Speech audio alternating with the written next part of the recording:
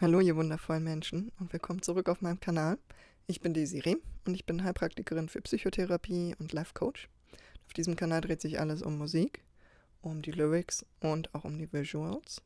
Das heißt, wir hatten jetzt gerade unser Run-Special mit Slaughterhouse, Sick Boy Episode 1 und Sick Boy Episode 2.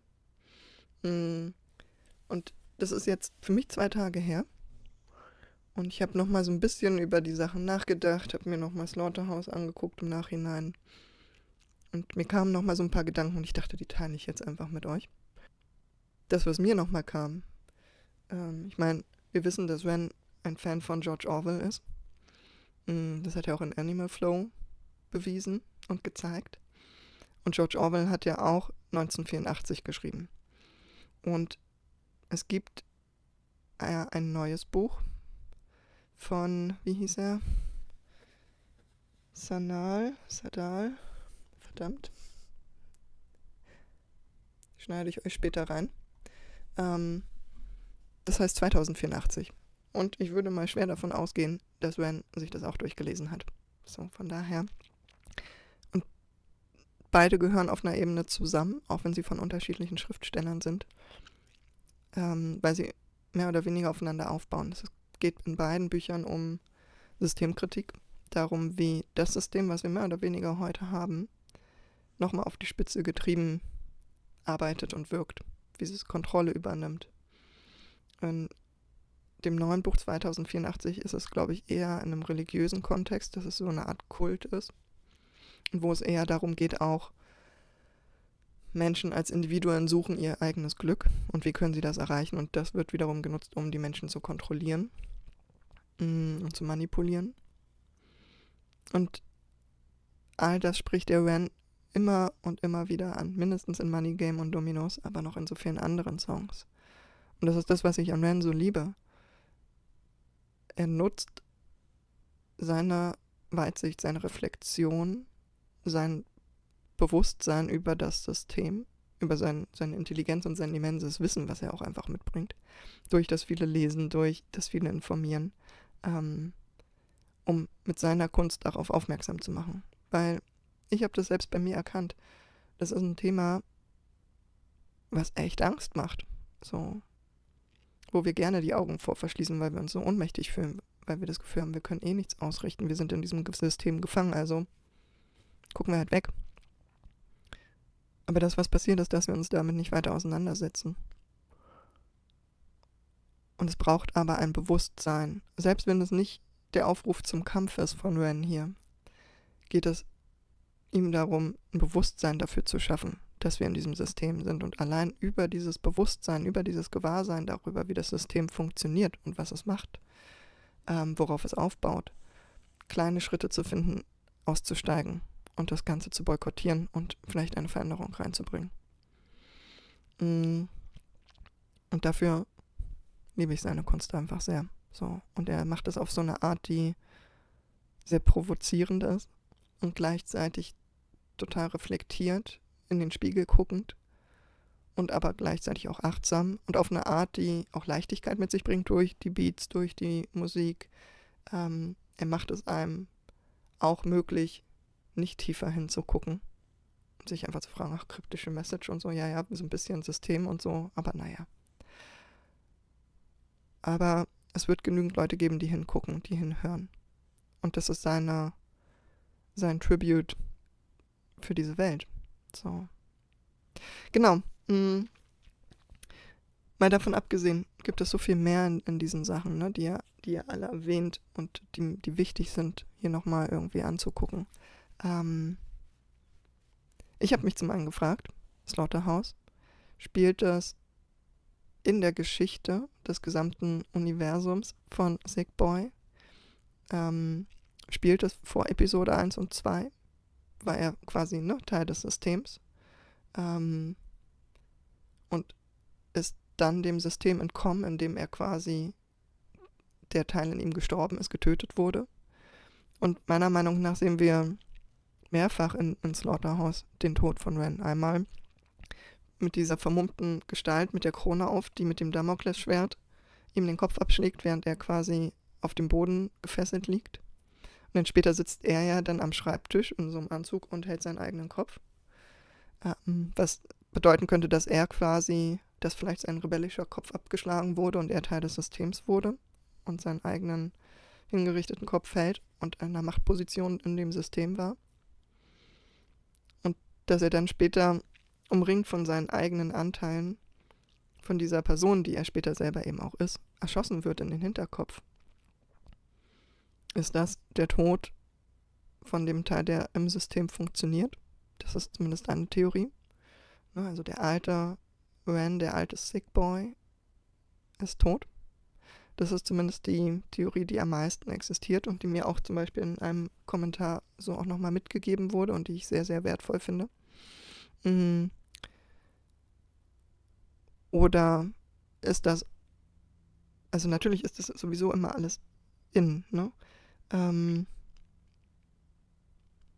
Genau, es könnte bedeuten, Ren tötet sich, sein altes Ich. Sein altes Ich könnte Teil des Systems gewesen sein, könnte aber auch einfach nur der Sick Boy, also der kranke, schwache Teil, der im Bett liegt, sein, den er nicht mehr braucht. So. Oder es ist einfach ein Weg, um nochmal darauf aufmerksam zu machen, dass wenn wir erkennen, dass wir die ganze Zeit alle möglichen Parts in diesem System selber auch übernehmen, zu jeder Zeit. Also wir sind nicht nur die Opfer, wir sind auch die Täter. In allen Rollen dieses Systems, wir spielen damit. Dass wenn wir dafür eine Aufmerksamkeit gewinnen, dass dann diese ganzen Rollen fallen, alle getötet werden quasi, dass das System gestoppt und getötet werden kann durch dieses Gewahrsein. Fand ich nochmal einen sehr spannenden Aspekt. Ich habe hier wieder mein Zettelchen, was ich noch so ansprechen wollte. Genau, es gab noch so ein paar Sachen. Wir haben auch, er spricht ja mehr oder weniger auch die Jugend an oder die Jungen, wo die Jungen in diesem System durch Schmerz zu Männern werden und quasi diesen alten Teil oder diesen Jungen begraben, beiseite schieben, wegpacken. Und der Schmerz natürlich aber trotzdem weiter da ist, die ganze Zeit im Hintergrund. Aber um dazuzugehören, um eine bestimmte Männlichkeitsrolle in Anspruch zu nehmen, die in diesem System gefordert wird, darf dieser Junge nicht mehr so existieren, der Schmerz darf nicht gefühlt werden. Die Empathie geht dadurch verloren, bei vielen. Ne? Und das wiederum führt dazu, dass sie schnell mit dem Finger am Abzug sind und klick, klick, klick. So. Da nervt mich was, da stört mich was, da triggert mich was, weg damit. Welcome to the slaughterhouse, bitch. So. Und das ist etwas, was ich zumindest hier in Deutschland, in Berlin, viel mitbekomme, dass diese Härte, diese Empathielosigkeit, das ist das, was gefeiert wird. So dieses Me, Myself and I. Und gleichzeitig kriege ich aber auch mit, dass es immer mehr Gegenbewegung gibt, so, wo es auch anders sein darf. Aber es gibt die Trends in beide Richtungen und in beide Richtungen wird die Schere quasi immer größer, immer weiter. Und das ist sehr besorgniserregend. Das macht mir teilweise echt Angst. So, wie schnell Messer gezückt werden, wie schnell Pistolen gezückt werden, wie brutal Banden gegeneinander vorgehen, wie schnell Morde passieren. So. Und darauf muss aufmerksam gemacht werden. Und das macht Ren. Genau.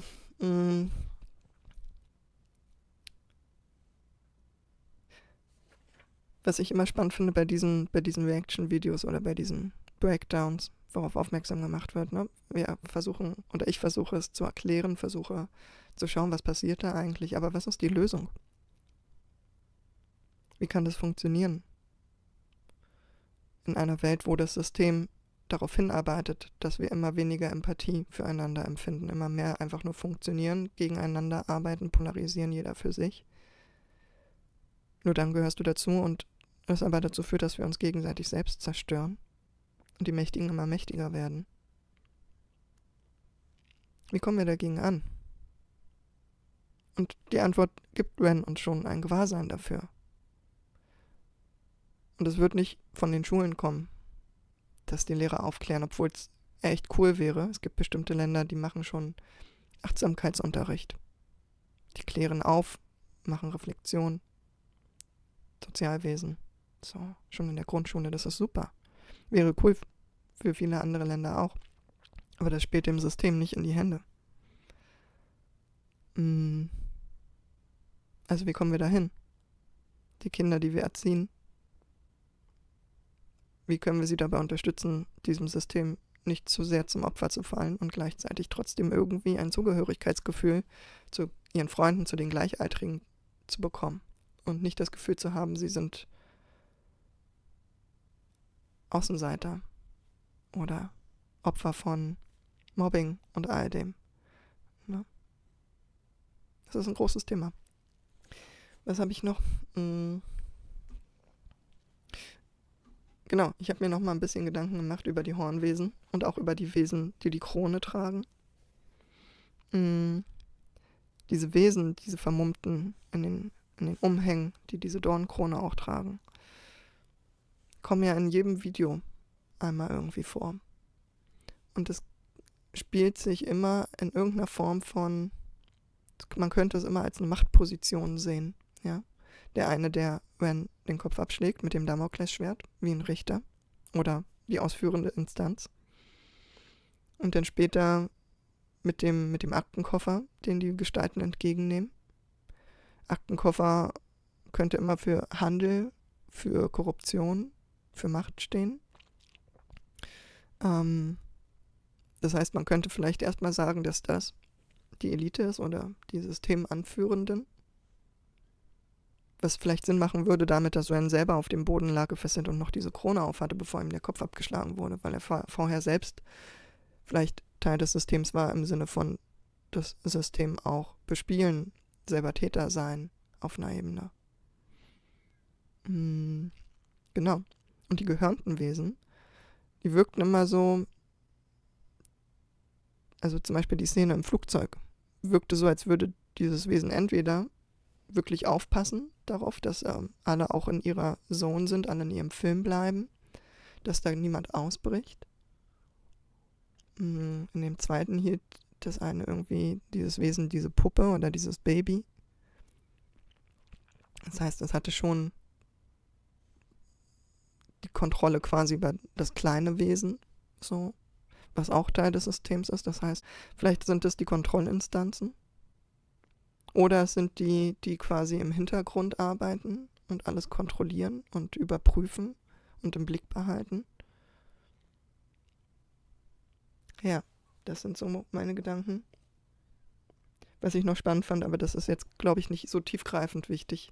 Er hat ja Dexter erwähnt und ich habe noch mal so ein bisschen recherchiert, weil ich mich nicht so sehr mit dem Fall auseinandergesetzt habe. Aber soweit ich weiß, hat er immer alles mit Plastikfolie ausgekleidet, damit es nicht so schmutzig wird quasi drumherum, damit nicht so viele Spuren übrig bleiben. Und wir sehen ja in dem Video von Slaughterhouse auch ganz viel die Menschen in Folie gehüllt oder eingeschweißt sogar auch, ne? Und wie Ren dann später mit dem blutigen Hackebeil auf dieser Folie rumhackt. So, und das könnte auch sowohl der Part sein von die Opfer, die in der Folie eingeschweißt sind, die vorher selber Täter waren, und dann diese Hypocrisy, jetzt fehlt mir das deutsche Wort, wie auch immer, dass er dann selbst zum Mörder, zum Täter wird und ein bisschen durchdreht, obwohl er eigentlich das System und das Böse stoppen möchte und darüber selbst eben zum Täter wird. Um Gerechtigkeit eigentlich wiederherzustellen, um Sicherheit wiederherzustellen vor dem Bösen, wird er selbst dazu. Ja, ein bisschen wie die Batman-Geschichte, ne? Ich glaube, er hat ja dann ganz am Anfang auch so eine Dark Knight-Referenz mit reingebracht. Und der Dark Knight ist ja auch ein selbsterwählter Rächer, der Verbrechen verübt quasi, mehr oder weniger, um andere Verbrecher aufzuhalten. Ja. Und es ist so ein bisschen die Frage, ne? Welche Handlungen sind gerechtfertigt? Wie weit kann man gehen und darf man gehen, um bestimmte Dinge aufzuhalten? Und wo wird man selbst zum Teil des Problems oder zum System? Ja, und alles, was er immer wieder tut, ist aufrufen zu mehr Bewusstsein, zu mehr Achtsamkeit, zu mehr Selbstreflexion. Schau selbst in den Spiegel, bevor du andere beschuldigst. Das ist immer und immer und immer wieder die Nachricht an uns. Ja. Den ganzen anderen Schnulli, den sparen wir uns jetzt, sonst wird das Video zu lang. Aber das waren erstmal so meine ganzen Gedankengänge jetzt nochmal im Nachhinein.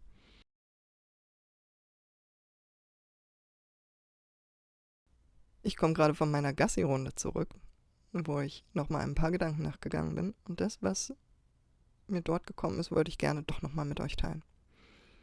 Und zwar, was ist, wenn es gar nicht um das System im Gesamten geht, sondern um das Gesundheitssystem, die ich auch früher drauf kommen können. Ne? Ich meine, das Ganze heißt Sick Boy Episode 1 und 2.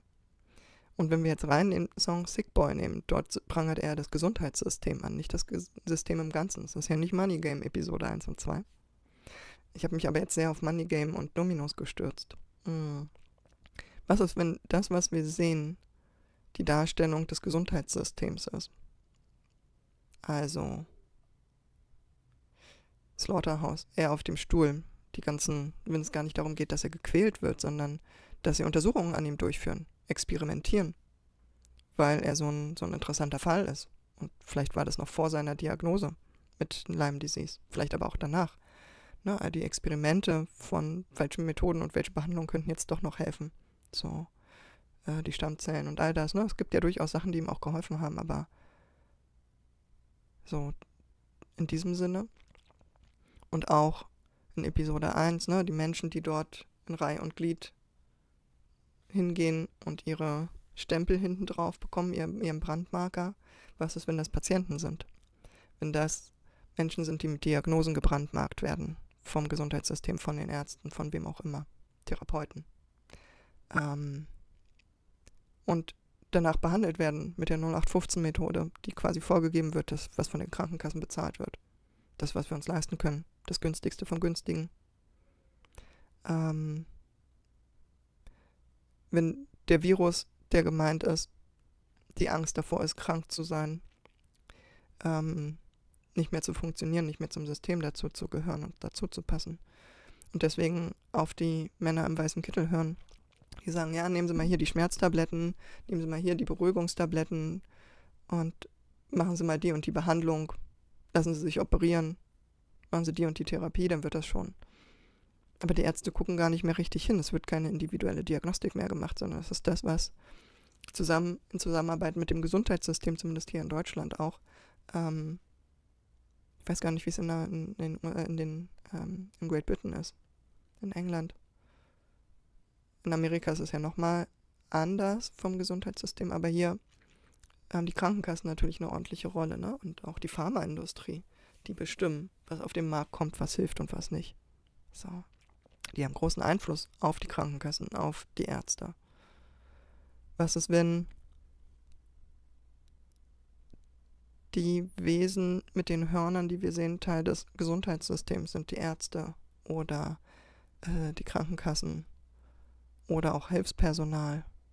Und die mit der Krone auf, mit den Geldkoffern, sind die höherstehenden, ne? Die Pharmaindustrie, die Korruption machen, die Geld hin und her schieben oder zwischen Ärzten und Pharmaindustrie oder was auch immer. So, also alle, die in dem System drin sind und uns mit reinziehen, nur auf der anderen Ebene sozusagen.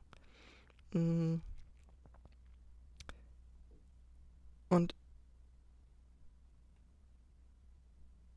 das ist natürlich ganz spannend, wenn wir jetzt auf die Frau gucken, die anscheinend immun ist. Was bedeutet das dann im Zusammenhang mit dem Gesundheitssystem? Ist das, dass sie quasi für sich selber denkt, anfängt wirklich achtsam zu gucken, was braucht mein Körper eigentlich?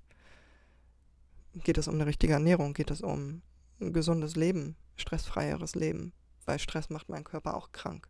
Vielleicht basieren die ganzen Krankheiten, die ich habe, auf dem hohen Stresslevel durch das Funktionieren in dem noch größeren System außerhalb des Gesundheitssystems. Vielleicht Faden verloren.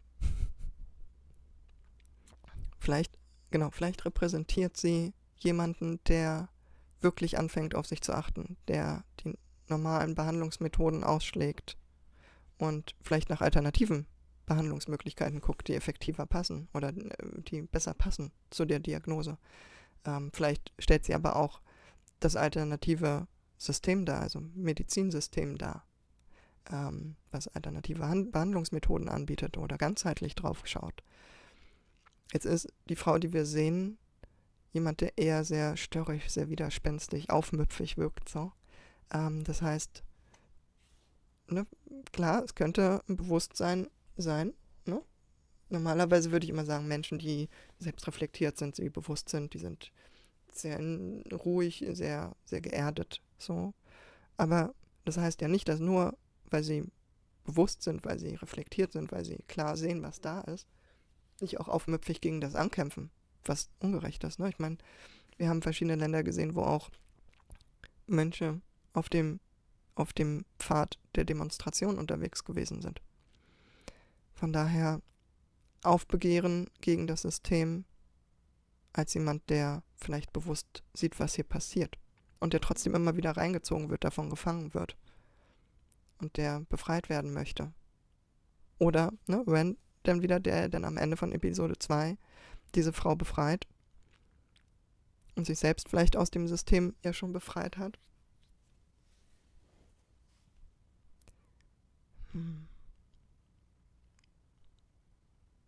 Ja. Was bedeutet das alles?